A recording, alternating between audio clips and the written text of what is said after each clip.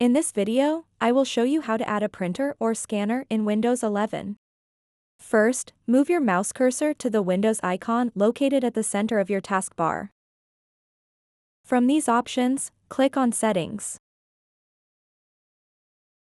In the Settings window, you'll see several options listed on the left side. Click on Bluetooth and Devices. Next, locate and click on Printers and Scanners. This will take you to a section where you can manage all your printing and scanning devices. Now, look for the button that says Add Device. Click it to begin adding your printer or scanner. If your printer or scanner doesn't automatically appear, don't worry. You can click on Add a new device manually. You'll now see several options for adding your device. Here are your choices. My printer is a little older, help me find it. Select a shared printer by name. Add a printer using an IP address or hostname. Add a Bluetooth wireless or network discoverable printer.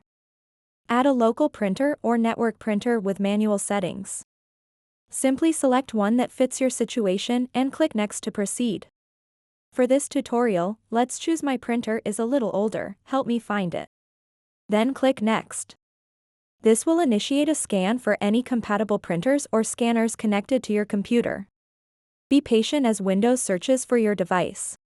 If detected, follow any additional prompts that may appear to complete the installation process. Once setup is complete, return to Printers and Scanners and Settings to ensure that your new device appears in the list. So that wraps up this tutorial. If you have any questions about this whole process, please let me know in the comments section below. And if this video helped you out, please give it a big thumbs up and subscribe to this channel for more tutorial videos like this one. Thank you so much for watching and have a good day.